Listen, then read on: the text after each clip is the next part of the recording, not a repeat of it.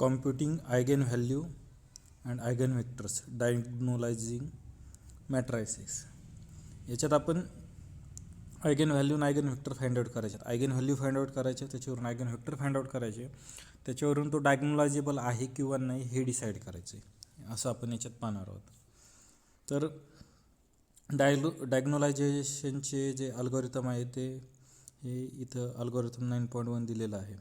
जर एखादा n² matrix म्हणजे n/n मॅट्रिक्स ए असेल तर तो डायग्नोलायझेबल आहे का नाही कसं चेक करायचं, आणि असला तर हा जो आहे तो पी कसा फाइंड आउट करायचा ते पाहायचं आपल्याला.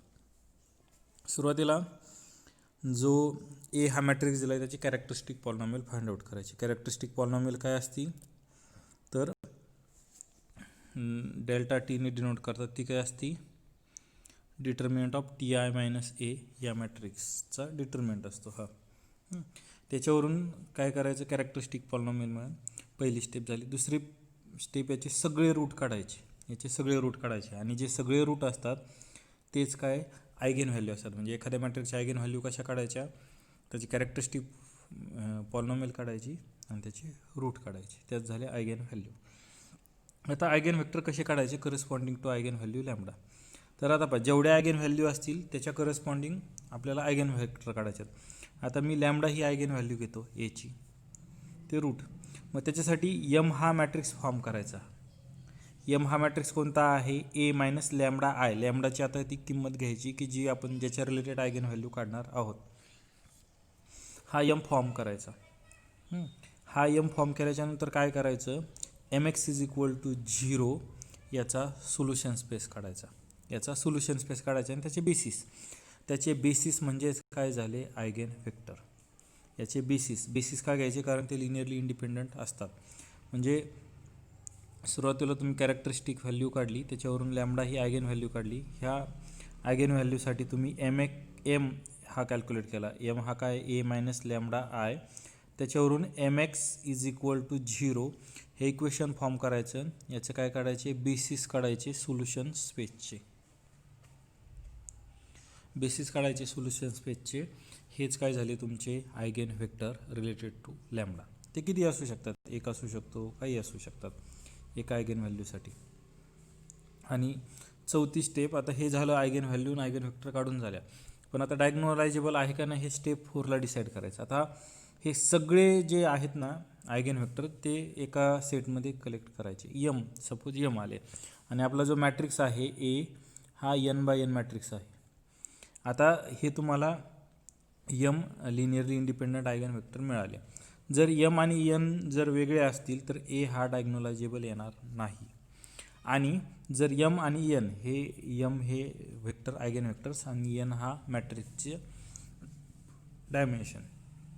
जर यम आणि एन हे दोघं इक्वल असतील तर ए हा डायग्नोलायझेबल असेल.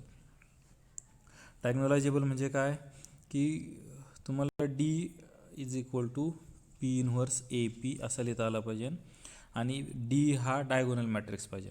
तर याच्यासाठी हा पी फाइंड आउट करता यायला पाहिजे. तर याच्यासाठी पी कोणता असतो, तर पी हा काय करायचा, हे सगळे वेक्टर असे कॉलमला लिहायचे, v1 v2 आणि vm. हाच काय झाला तुमचा पी झाला. याच्यावरून तुम्ही डायरेक्ट कॅल्क्युलेट करू शकता. आणि ही जी व्हॅल्यू कॅल्क्युलेट केली हा डायगोनल मॅट्रिक्स येतो, पण हा डायगोनल स्पेशली कोणता येतो, तर ह्या सगळ्या आयगेन व्हॅल्यू ह्या डायगोनलला असतात. बाकीचे सगळे एलिमेंट काय असतात, 0 असतात. हे असं ह्या 4 स्टेपमध्ये तुम्ही डायग्नोलायझेबल आहे का नाही ते चेक करू शकता, आणि असला तर त्याच्यासाठी हा पी हा कॅल्क्युलेट करू शकता. आता एक एक्झाम्पल पाहू आपण. ह्या वरच्या अल्गोरिथमचा वापर करून हे आपण वरच्या थिअरमनुसार डायरेक्ट सांगू शकतो, डिस्टिंक्ट आयगेन व्हॅल्यू आल्या तर तो डायग्नोलायझेबल आहे. पण आपण वरचं जे अल्गोरिथम आहे ना ते पूर्ण पडताळून पी फाइंड आउट करू जर डायग्नोलायझेबल असला तर. आता सुरुवातीला ए हा मॅट्रिक्स घ्यायचा. ए हा मॅट्रिक्स घेण्यासाठी तुम्ही कॅरेक्टरिस्टिक पॉलिनॉमियल फाइंड आउट करावं लागेल तुम्हाला. आता कॅरेक्टरिस्टिक पॉलिनॉमियल 2x2 मॅट्रिक्स असला तर आपल्यासाठी फॉर्म्युला आहे, आणि तुम्हाला जर फॉर्म्युला वाटत नसेल वापरावा तर ह्याचं सोल्युशन काढा. हाच झालं तुमचं कॅरेक्टरिस्टिक पॉलिनॉमियल. आता आपण इथं 2x2 साठी फॉर्म्युला आहे. कोणता फॉर्म्युला आहे, t² minus trace of A T plus determinant of A ही झाली कॅरेक्टरिस्टिक पॉलिनॉमियल. मग त्यासाठी आपण काय करू, हा टी स्क्वेअर आहे, याचा ट्रेस काढला तर 4 + -1 म्हणजे किती आला, 3 आला, +3 आला. त्याच्यानंतर डिटर्मिनंट ऑफ ए काढला तर डिटर्मिनंट ऑफ ए किती येईल, -4 आणि -6 म्हणजे -10 येईल. म्हणजे ही जर पॉलिनॉमियल काढली आपण, टी स्क्वेअर हा -3, हा मायनस आहे आणि हा प्लस आहे, टी प्लस डिटर्मिनंट ऑफ ए किती आला, -10 म्हणजे ही पॉलिनॉमियल आली. आता ह्या पॉलिनॉमियलचे काय करायचे, रूट काढायचे. ह्या पॉलिनॉमियलचे हे जे रूट आहेत तेच काय झाले तुमच्या आयगन व्हॅल्यू. मग ही पॉलिनॉमियल तुम्ही याला याच लँग्वेजला कन्वर्ट केली तर t-5 t + 2 ही झाली तुमची कॅरेक्टरिस्टिक पॉलिनॉमियल. याच्यावरून जर तुम्ही रूट काढले तर पहिलं रूट काय येईल, λ1 = 5 आणि दुसरं रूट काय येईल, λ2 = -2. ह्याच झाल्या तुमच्या आयगेन व्हॅल्यूज. म्हणजे या मॅट्रिक्सला 2 डिस्टिंक्ट आयगेन व्हॅल्यू आले. इथून पण सांगू शकतो तो डायग्नोलायझेबल आहे, पण आपल्याला ॲक्च्युली पी कॅल्क्युलेट करायचं आहे. मग आता तुमच्याकडं 2 आयगेन व्हॅल्यू झालेले आहेत. आता मी काय करतो, आयगेन व्हेक्टर कॅल्क्युलेट करतो. काय करतो, आयगेन व्हेक्टर, तिसरी step, corresponding to eigen value 5. याच्यासाठी मी काय करतो, हे करतो. त्यासाठी आपण पाहिलेलं आहे m = a - λI हा मॅट्रिक्स फॉर्म करायचा. आता ए आपल्याकडं आहे, ए किती आहे, 4 2 3 -1, 4 2 3 -1 मायनस हा λ = 5 घेतलेला आहे, म्हणजे हा मॅट्रिक्स केला तर काय येईल, 5 0 0 5. हा कॅल्क्युलेट करायचा. तर हा किती येईल, -5 2 3 -6 हा मॅट्रिक्स झाला. हा झाला तुमचा एम. हा डायरेक्ट इथं कॅल्क्युलेट केलेला आहे. एम कॅल्क्युलेट करायचा. एम कॅल्क्युलेट केल्याच्यानंतर mx = 0 ही सिस्टीम फॉर्म करायची. आता हा एम ऑलरेडी आहे आपल्याकडं. एक्स हा काय घ्यायचा, XY तुमचे व्हेरिएबल जितके त्याच्यावरून ते डिसाईड करायचं, =0. मग आता ह्या सिस्टीमचा मला काय करायचं आहे, सोल्युशन स्पेस काढायचं आणि त्याचे बेसिस काढायचे. त्याचे बेसिस म्हणजेच काय येतात, आयगेन व्हेक्टर. तर काय करायचं, ही सिस्टीम फॉर्म केली, याच्यावरून मला 2 इक्वेशन मिळाले. 2 इक्वेशन मिळाल्यावर याच्यावरून हे 3 टाइम्स सबट्रॅक्ट केलं तर एकच इक्वेशन मिळालं. आता इथं झालं तुमचं काय, number of equation 1, number of variable 2, त्याच्यामुळे नंबर ऑफ इंडिपेंडंट व्हेरिएबल हे आले 1. म्हणजे एक व्हेरिएबल तुम्ही इंडिपेंडंट ठेवू शकता. मग मी काय करतो, याच्यात y = इंडिपेंडंट ठेवतो, y = 1 ठेवतो. y = 1 जर ठेवलं तर एक्सची व्हॅल्यू कॅल्क्युलेट केली तेव्हा किती आली, 2 आली. म्हणजे याचा बेसिस आला 2 1, एक्सची व्हॅल्यू आणि वायची व्हॅल्यू. हा याचा काय झाला, बेसिस आयगेन स्पेसचा, म्हणजेच काय, सोल्युशन स्पेसचा. म्हणजेच काय, V1 हा काय आला, आयगेन व्हेक्टर आला. म्हणजे λ1 = 5 जर व्हॅल्यू घेतली तर त्याचा ह्या अशा प्रकारे कॅल्क्युलेट केलेला आयगेन व्हेक्टर काय येईल, 2 1. λ = 5 साठी एक आयगेन व्हेक्टर मिळाला, तो काय झाला, 2 1 मिळाला. त्याला नाव काय दिलं आपण, V1 दिलं. आता सेम काय करायचं, दुसरी आयगेन व्हॅल्यू घ्यायची. दुसरी आयगेन व्हॅल्यू काय आहे, λ2 = -2. त्याच्यानंतर m हा फॉर्म करायचा. m हा कसा फॉर्म करायचा, a - λI. तर m हा असा जर कॅल्क्युलेट केला, λ2 म्हणजे कसं, a -+2i. हे जर तुम्ही फॉर्म केलं तर m हा असा मिळेल. परत mx = 0 हे इक्वेशन फॉर्म करायचं, तर हे इक्वेशन इथं फॉर्म केलं. याला परत जर सॉल्व केलं तर हे एक इक्वेशन मिळतं. ह्या इक्वेशनमध्ये नंबर ऑफ इक्वेशन 1 आहे, नंबर ऑफ व्हेरिएबल 2 आहे, एक फ्री ठेवू शकता. जर मी x = 1 फ्री ठेवला, काही ठेवा तुम्ही, काही अडचण नाही. x = 1 ठेवला तर yची व्हॅल्यू मिळेल, x = -1 ठेवला तरी yची व्हॅल्यू मिळेल, काही ठेवा.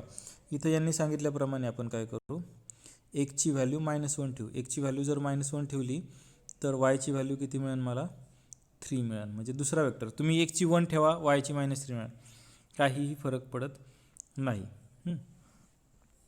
म्हणजे हे V हा असा झाला का, कारण याच्यात तुम्ही y = फ्री ठेवून yची व्हॅल्यू किती, सॉरी एक्स फ्री ठेवून एक्सची व्हॅल्यू काय ठेवली, -1 ठेवली, किंवा yची व्हॅल्यू 3 ठेवली. तुमच्या ॲडजस्टमेंटनुसार त्या व्हॅल्यू आल्या पाहिजे. म्हणजे λ = 2 या आयगेन व्हॅल्यूसाठी मला वेक्टर कोणता मिळाला, v2. पहिल्यासाठी मिळालेला 2 1 आणि दुसऱ्यासाठी मिळालेला -1 3. तर P हा मॅट्रिक्स असाच फॉर्म करायचा. P हा मॅट्रिक्सचा पहिला कॉलम हा पहिला आयगन वेक्टर कॉलमला द्यायचा म्हणजे 2 1 आणि दुसरा हा -1 3 हा झाला P. आणि जर तुम्ही P इन्व्हर्स काढला तर P इन्व्हर्स हा येईल. P इन्व्हर्स काढण्याचा फॉर्म्युला आधीच्या व्हिडिओत आहे. म्हणजे हा P झाला, हा P इन्व्हर्स झाला. आणि जर तुम्ही हे चेक केलं P इन्व्हर्स AP हे जर सॉल्व केलं तर हे या प्रकारे येईल. हा डायगोनल मॅट्रिक्स येईल. हा काय येईल, डायगोनल्स येईल. ही पहिली आयगन व्हॅल्यू λ1, ही दुसरी आयगन व्हॅल्यू λ2. अशा प्रकारे तुम्ही हे P काढू शकता. म्हणजे हा डायग्नोलायझेबल आहे. डायग्नोलायझेबल कुठं म्हणू शकतो आपण, मला 2 आयगन वेक्टर मिळाले 2x2 मॅट्रायसेससाठी, तिथंच मी काय म्हणू शकतो, हा डायग्नोलायझेबल आहे. पण आपल्याला ॲक्च्युली P काढायचा होता, त्याच्यामुळे आपण हे खालचं कॅल्क्युलेशन केलं. आता आपण याच्यासाठी बघू, हा जो B मॅट्रिक्स आहे हा B मॅट्रिक्स डायग्नोलायझेबल आहे का नाही. त्यासाठी पहिली स्टेप काय करायचं, कॅरेक्टरिस्टिक इक्वेशन फॉर्म करायचं. ट्रेस काढला, डिटर्मिनंट काढला, हे कॅरेक्टरिस्टिक इक्वेशन आलं आणि हे या प्रकारचं आलं t-4².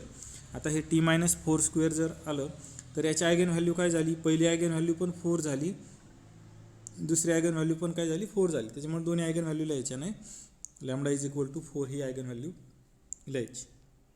त्याच्यानंतर काय करायचं, एकाच आयगन व्हॅल्यूसाठी आपल्याला आयगन वेक्टर काढायचं आहे. λ=4 आहे, m हे इक्वेशन फॉर्म करा, a - λI. हे इक्वेशन फॉर्म केलं तर m हा असा आला, m हा मॅट्रिक्स काढा असा.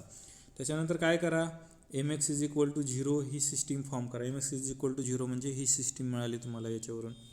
हे सिस्टीम मिळाल्याच्यानंतर एक इक्वेशन मिळालं तुम्हाला. हे जर दोन्ही एक आहे, दोन्ही इक्वेशन सेम आहे, त्याच्यामुळे एक लिहिलं तरीही काही अडचण नाही. इथं इक्वेशन आहे 1, नंबर ऑफ इक्वेशन आहे 1, व्हेरिएबल आहे 2, त्याच्यामुळे फ्री व्हेरिएबल किती येतील, नंबर ऑफ फ्री व्हेरिएबल 2 - 2 - 1 = किती आलं, 1 आलं. म्हणजे एक तुम्ही फ्री ठेवू शकता. सपोज मी y1 ठेवला तर x ची किंमत किती येईल, 1 येईल. हे झाले तुमचे eigen vector 1 1 corresponding to eigen value λ=4. आता पहा इथं आयगन व्हॅल्यू किती आहे, आयगन वेक्टर किती मिळतात तुम्हाला, एकच मिळत आहे. 2x2 मॅट्रायसेससाठी आयगन वेक्टर जर एकच मिळत असेल तर तो डायग्नोलायझेबल नाही, कारण आपण P हा कन्स्ट्रक्ट करू शकत नाही. आता हा डायग्नोलायझेबल येणार नाही. हे दुसऱ्या प्रकारे कसं सांगू शकतो, आता हे जर तुम्ही कॅरेक्टरिस्टिक इक्वेशन पाहिलं तर त्या कॅरेक्टरिस्टिक इक्वेशनमध्ये अल्जेब्रिक मल्टिप्लिसिटी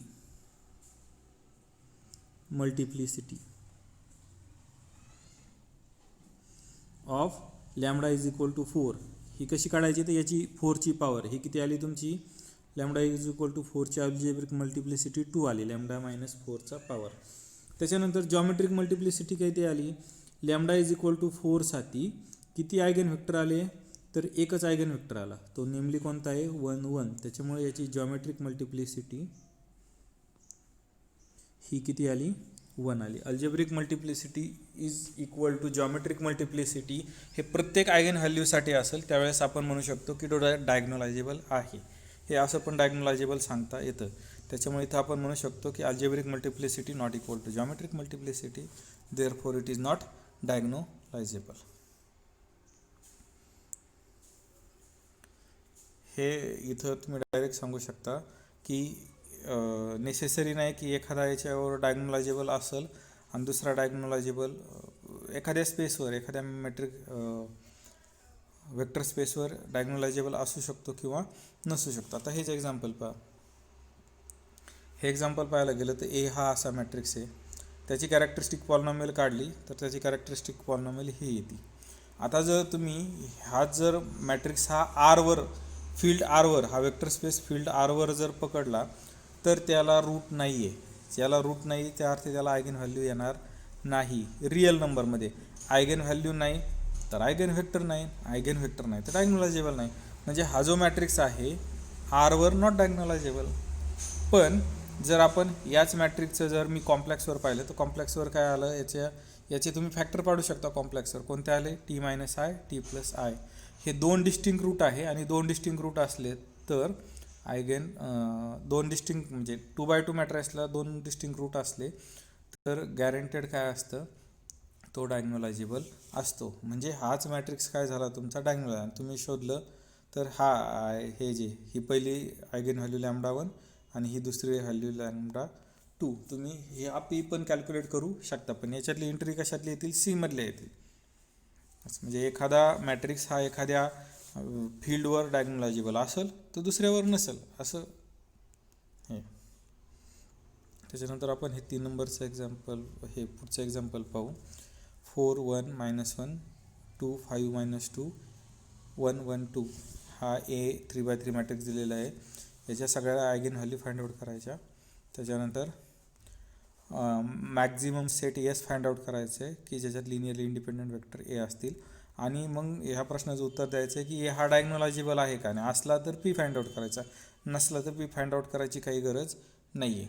मग त्यासाठी सुरुवातीला काय करता येईल तर आयगेन व्हॅल्यू फाइंड आउट करायच्यात. आयगेन व्हॅल्यू फाइंड आउट करायचं त्याचे कॅरेक्टरिस्टिक पॉलिनॉमियल तुम्ही या प्रकारे पण काढू शकता. हां, पण आपण काय करणार आहे, आपल्याकडं 3x3 साठी फॉर्म्युला आहे. फॉर्म्युला काय आहे, t³ minus trace of A plus हे minor A11 cofactor A22 plus A33 ॲक्च्युअलीला t² A33 याला t plus determinant of A, ही झाली तुमची कॅरेक्टरिस्टिक पॉलिनॉमियल. मग ते काय कॅरेक्टरिस्टिक पॉलिनॉमियल, ट्रेस काढला, डिटर्मिनंट काढला, हे जे मायनॉर आहेत त्या मॅट्रिक्सचे कोफॅक्टरसाठी ते काढा, त्या कोफॅक्टरची सम सगळी हे टाका. म्हणजे ह्या व्हॅल्यू सगळ्या काढलेल्या त्या याच्यात टाका. याच्यावरून तुम्हाला हे इक्वेशन मिळालं, t³ minus 11t² plus 39t minus 45. आता याचे फॅक्टर पाडायचे आहेत आपल्याला, म्हणजे मला सोल्युशन काढायचे आहेत, त्याच्यामुळे याचे फॅक्टर पाडायचे आहेत. आता याचे फॅक्टर कसे चेक करायचे तर हे पहा, जर टीच्या जागी मी जर इव्हन टाकला, टीच्या जागी जर इव्हन टाकला तर पहिल्या 3 टर्म ही इव्हन होईल, ही इव्हन होईल, ही इव्हन होईल. आता हे टीच्या जागी जर इव्हन टाकलं तर ह्या सगळ्या इव्हन होतील. इव्हनमधून जर ऑड सबट्रॅक्ट केला तर ऑड येईल, म्हणजे उत्तर 0 येणार नाही. उत्तर ज्या अर्थी 0 येत नाही त्या अर्थी ते सोल्युशन नसणार आहे, म्हणजे याचे सोल्युशन इव्हन नसणार. याचे जे सोल्युशन असतील ते सगळेच्या सगळे काय असणार आहे, ऑड असणार आहे. मग काय करायचं, ट्रायल आणि एरर मेथड. मग जवळचे पाहिजे सुरुवातीला +-1 चेक करायचा, +-3 +-5 असं चेक करत राहायचं. मग असं जर चेक केलं तर तुम्ही मग आणखी पाहू शकता. याच्यातून 7 ऑप्शन पण स्किप झालेला आहे. 7 ऑप्शनचं स्किप करण्याचं कारण कसं, जर तुम्ही इथं 7 टाकला तर 7चा पॉवर केला तो म्हणजे युनिट व्हॅल्यू चेक करायची. युनिट व्हॅल्यू जर 0 येत असेल तरच हे त्याचं सोल्युशन असू शकतं. मग ते कॅल्क्युलेशन केल्याच्या नंतर एवढ्या चॉईस आल्या. मग याच्यातलं 1 बाय 1 ट्राय करायचं. मग एकदा 1 टाकून पाहायचं उत्तर 0 येतं आहे का, नाही. जर नाही आलं तर ठीक आहे, नाही तर पुढचं. मग हे जर ट्राय केलं तर इथं आपल्याला कळतं की 3 जर याच्यात टाकला, 3ची व्हॅल्यू जर याच्यात पुट केली तर उत्तर 0 येते, म्हणजे याचा 3 हे सोल्युशन असू शकणार आहे. मग इथं तुम्ही डायरेक्ट सिंथेटिक डिव्हिजन वापरू शकता. ही जी तुमची कॅरेक्टरिस्टिक पॉलिनॉमियल आहे त्याचे काय करायचे, coefficient t³ minus 11t² plus 39t minus 4 आहे असे कोइफिशियंट. 1 पहिला कोइफिशियंट -11 39 45 3 हे रूट आहे ऑब्झर्वेशनने. काय करायचं, हा 1 हा असा खाली मांडायचा. हा 1 खाली मांडल्याच्या नंतर 3ने ह्या 1ला मल्टिप्लाय करायचं, इथं मांडायचा. ह्या दोघांची ॲडिशन करायची. ह्या दोघांची जर ॲडिशन केली ह्या दोघांची तर ह्या दोघांची ॲडिशन केल्यावर -8 येतो. परत 3 × -8 -24 ह्या दोघांची ॲडिशन करायची, किती आले 15 आले. 15 × 3 45 -45 प्लस 45 0 आले. इथं जर 0 आला तर त्याला काय म्हणता येईल आपल्याला की 3 हा त्याचं रूट आहे, म्हणजे 3 हा फॅक्टर आहे. मग कसं सांगायचं, हा 3 हा फॅक्टर म्हणजे t-3 हा त्याचा एक फॅक्टर झाला. आणि हे जे कोइफिशियंट आहेत त्याच्यावरून पुढचं इक्वेशन तयार करायचं 2 डिग्रीचं. t² -8t प्लस 15 हे दोन त्याचे काय झाले, फॅक्टर झाले. म्हणजे Δt कसा लिहू शकता, ह्या दोघांचा मल्टिप्लिकेशनमध्ये t-3 t² -8t प्लस 15. आणि त्याच्यानंतर ह्याला आपल्या सोप्या मेथडनी काय करू शकता तुम्ही, याचे परत फॅक्टर पाडू शकता. याचे फॅक्टर पाडले तर t-3 t-5 t-3 म्हणजे t-3 t-5 म्हणजे याच्यात मला आयगन व्हॅल्यू दोनच मिळाल्या. कोणत्या? λ=3 आणि λ=5. आता काय करायचं, ह्या दोन आयगन व्हॅल्यूसाठी मी जेवढे आयगन वेक्टर निघतील तेवढे काढणार. मग मी पहिल्यांदा काय करणार, λ=3 घेणार, λ=3 घेणार. त्याच्यानंतर m हा मॅट्रिक्स फॉर्म करणार, a minus lambda I. A minus lambda, लॅम्बडाची व्हॅल्यू किती टाकायची? 3 टाकायची. हा जर m कॅल्क्युलेट केला तर हा m असा मिळेल. याच्यावरून काय करायचं, हे इक्वेशन फॉर्म करायचं, mx=0. हे इक्वेशन फॉर्म केल्याच्यानंतर तुम्हाला 3 इक्वेशन मिळतील. 3 इक्वेशनला रिड्यूस करायचं. 3 इक्वेशन कोणते मिळतील पहा. हे पहिलं इक्वेशन मिळेल. त्याच्यानंतर दुसरं इक्वेशन कोणतं मिळेल? 2x + 2y - 2z = 0. परत तिसरं इक्वेशन काय मिळेल? x + y - z = 0. हे दोन इक्वेशन सारखे, हे नाही लिहिलं तरी चालत. दुसऱ्या इक्वेशनमधून 2 टाइम्स पहिले इक्वेशन सबट्रॅक्ट केलं तर 0 येते, म्हणजे हे इक्वेशन. म्हणजे अल्टिमेटली उरलं किती इक्वेशन? एकच इक्वेशन मिळालं. आता इथं पहा, नंबर ऑफ इक्वेशन किती आहे? 1 आहे. नंबर ऑफ व्हेरिएबल किती आहे? 3 आहे. नंबर ऑफ फ्री व्हेरिएबल किती येतील? 3 - 1 = 2. नंबर ऑफ फ्री व्हेरिएबल किती येतील? 2 येतील. मग मी काय करतो, एकदा y आणि z फ्री ठेवतो. म्हणजे काय करतो, y = 1 आणि z = 0 असं जर ठेवलं तर xची किंमत किती मिळते? -1. म्हणजे पहिला आयगन वेक्टर आला -1 1 0 असं घेऊ शकता, किंवा यांनी घेतलं असं घेऊ शकता. त्याच्यानंतर दुसऱ्यांदा काय करतो, y = 0 ठेवतो आणि z = 1 ठेवतो. हे असं जर केलं तर x = काय आला? 1 आला. हे जर तुम्ही पाहिलं तर हा वेक्टर किती येईल? 1 0 1 असं करू शकता, किंवा इथं y = -1 ठेवू शकता, x = 1 येईल. काही करा. मी असं केलं तर असं आलं, त्यांनी असं केलं तर असं आलं. आपण त्यांचं कन्सिडर करू.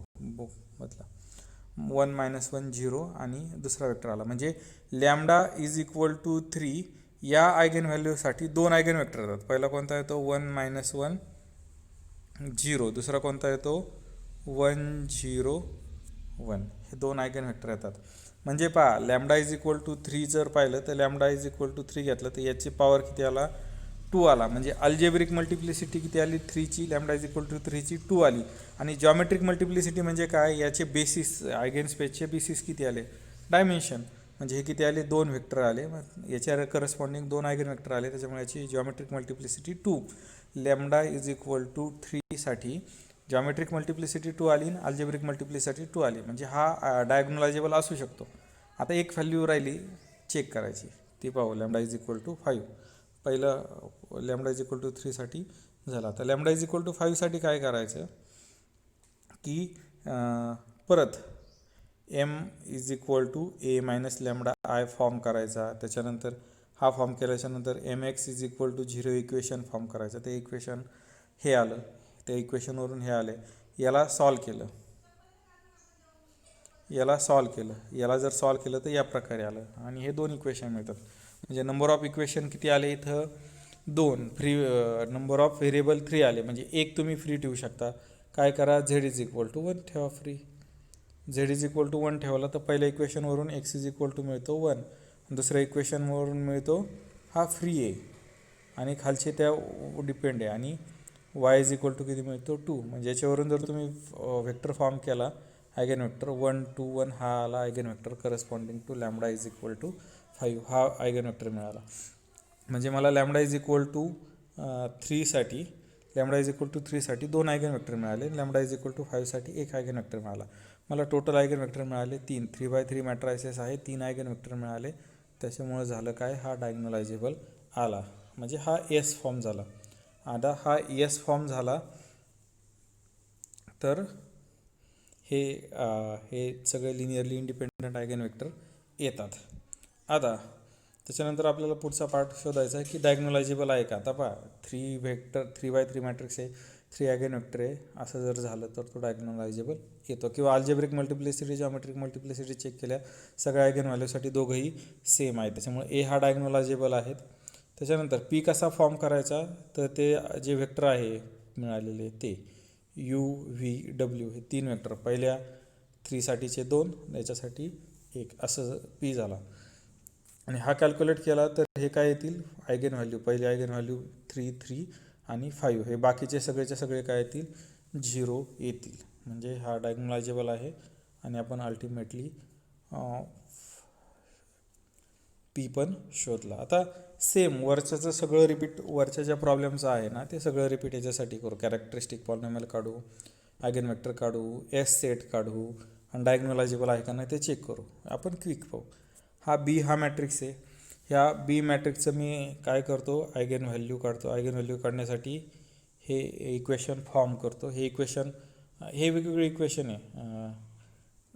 ट्रेस ऑफ काढा, डिटर्मिनंट काढा, मायनॉर हे कोफॅक्टर काढा, त्याच्यावरून मी कॅरेक्टरिस्टिक पॉलिनॉमियल लिहिली ही. आणि त्याला जर शॉर्टमध्ये असं केलं तर t-2² आणि t+4 ही कॅरेक्टरिस्टिक पॉलिनॉमियल येते. याच्या आयगेन व्हॅल्यू λ=1 आणि λ=-4 हा याच्या काय आल्या आयगेन व्हॅल्यू आल्या. आता λ=2 घेतला, λ=2 घेतला तर त्याच्यासाठी आपण काय करू, आयगेन वेक्टर काढू. आयगेन व्हॅल्यू λ=2 म्हणजे काय करायचं, एम हा मॅट्रिक्स फॉर्म करायचा. कसा, बी मायनस लॅम्डा आय हा फॉर्म करायचा. त्याच्यावरून हा एम आला. त्याच्यानंतर हे mx=0 इक्वेशन सॉल्व करायचं. त्याच्यानंतर हे इक्वेशन सॉल्व करून तुम्हाला हे आलं, नंबर ऑफ इक्वेशन 2 आले, नंबर ऑफ व्हेरिएबल 3 आले, एक फ्री ठेवू शकता, कोणताही फ्री ठेवा, तुम्हाला हे इक्वेशन मिळालं. म्हणजे λ=1 साठी मला आयगेन व्हेक्टर किती मिळाला, एकच आयगेन व्हेक्टर मिळाला. आता इथं पहा t-2 म्हणजे λ=2 आयगेन व्हॅल्यू घेतली, त्याची अल्जेब्रिक मल्टिप्लिसिटी 2 आली, पण याची जॉमेट्रिक मल्टिप्लिसिटी म्हणजे λ=2 साठी किती आयगेन व्हेक्टर आहेत, तर इंडिपेंडंट तर एकच वेक्टर आहे. त्याच्यामुळे λ=2 ची जॉमेट्रिक मल्टिप्लिसिटी 2 आली, अल्जेब्रिक मल्टिप्लिसिटी किती आली, 1 आली. याच्यावरून तुम्ही डायरेक्ट सांगू शकता एका आयगेन व्हेक्टरसाठी जॉमेट्रिक आणि अल्जेब्रिक मल्टिप्लिसिटी इक्वल येत नाही, त्याच्यामुळं हा काय डायगोनलायझेबल नाही. आता सेम प्रोसिजर रिपीट करा λ=4 साठी, λ=-4 साठी, λ=-4 साठी जर तुम्ही एम फॉर्म करा, त्याच्यानंतर हे इक्वेशन सॉल्व करा, फ्री व्हेरिएबल घ्या, तर तुम्हाला हा दुसरा आयगेन वेक्टर मिळतो. म्हणजे इथं तुम्हाला 2च लिनियरली इंडिपेंडंट आयगेन वेक्टर मिळतात. त्याच्यामुळं हा डायगोनलायझेबल येणार नाही. असं. आता आपण मागं पाहिलं आहे, आपण काय पाहिलं आहे फक्त की आयगेन व्हॅल्यू, आयगेन व्हेक्टर किंवा डायगोनलायझेशन हे मॅट्रायसेसच्या बाबतीत चेक करता येतं, पण इवन ते लिनियर ऑपरेटरच्या बाबतीत पण चेक करता येतं. आता तेच एक्झाम्पल पाहू. ते काय आहे, टी हे R3 to R3 हे तुमचं लिनियर ट्रान्सफॉर्मेशन झालं. त्याच्यानंतर हे डिफाईन कसं आहे, लिनियर ऑपरेटर, लिनियर ट्रान्सफॉर्मेशन ते या प्रकारे डिफाईन केलेलं आहे. त्याच्यानंतर काय करायचं, मला हा डायगोनलायझेबल आहे का नाही टी हे चेक करायचं. मग मला याचे आयगेन व्हॅल्यू काढायच्यात, आयगेन वेक्टर काढायच्यात, सगळं करायचं आहे मला. सेम वर्षाचं केलं, लिनियर ऑपरेटरचं पण करू शकतो की जसं आपण मॅट्रायसेसचं करू शकतो. मग अशा वेळेस काय करायचं, तर ह्या टीसाठी डायरेक्ट मी मॅट्रिक्स रिप्रेझेंटेशन करणार टीचं. जर बेसिस दिलेले असले तर ठीक आहे, नाही तर सगळ्यात सोपा उपाय स्टँडर्ड बेसिस घ्यायचे.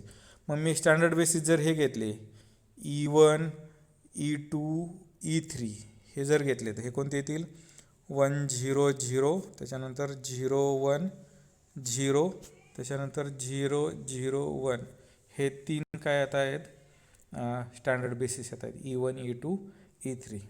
आता काय करायचं, हे 3 स्टँडर्ड बेसिस आहे, ह्या 3 स्टँडर्ड बेसिसचा उपयोग करून याचं मॅट्रिक्स रिप्रेझेंटेशन करायचं. आपण काय खोलात जात नाही, मी डायरेक्ट सांगतो की हे मॅट्रिक्स रिप्रेझेंटेशन कसं असणार आहे. तर पहा, हे मॅट्रिक्स रिप्रेझेंटेशन कसं असणार आहे, तर हा जो आहे ना 2 कोइफिशियंट 2 1 -2 असे लिहायचे, 2 1 -2, त्याच्यानंतर 2 3 -4, 2 3 -4, त्याच्यानंतर 1 1 -1, हे डायरेक्ट तुमचं काय झालं स्टँडर्ड बेसिस, युज्युअल बेसिस घेतले तर हे मॅट्रिक्स रिप्रेझेंटेशन झालं. आता काय की ह्या मॅट्रिक्सच्या ज्या आयगेन व्हॅल्यू आहेत, ह्या मॅट्रिक्सच्या ज्या आयगेन व्हॅल्यू आहेत त्याच आयगेन व्हॅल्यू त्या टीच्या झाल्या लिनियर ऑपरेटरच्या, कारण ए हा मॅट्रिक्स रिप्रेझेंटेशन आहे टीचं.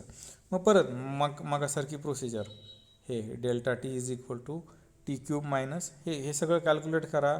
याच्यावरून कॅरेक्टरिस्टिक पॉलिनॉमियल येईल T³ -4T² + 5T - 2, which is equal to T minus one square into T minus two. दोन आयगन व्हॅल्यू मिळाल्या, lambda is equal to 1, lambda is equal to 2.